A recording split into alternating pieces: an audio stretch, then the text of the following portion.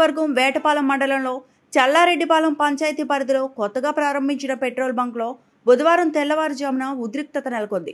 మద్యం మత్తులో ఉన్న ఏఆర్ కానిస్టేబుల్ ఒకరు బంకుకు వచ్చి వాహనానికి పెట్రోల్ నింపించుకొని డబ్బులు చెల్లించకుండా సిబ్బందిపై దౌర్జన్యానికి పాల్పడ్డాడు.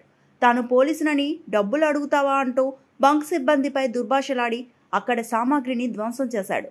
ఈ దృశ్యం చూసిన వారు షాక్కు గురయ్యారు. సమాచారం అందుకున్న స్థానిక పోలీసులు వెంటనే విచారణ ప్రారంభించారు. ప్రజల రక్షణకే ఉన్న పోలీసుల ఇలాంటి ప్రవర్తన సిగ్గుచేటని స్థానికులు మండిపడ్డారు. బంక్ నిర్వాహకులు ఈ ఘటనపై పోలీసులకు ఫిర్యాదు చేసినట్లు సమాచారం.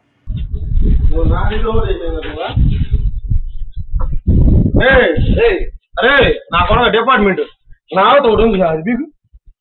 అర్థంలా అది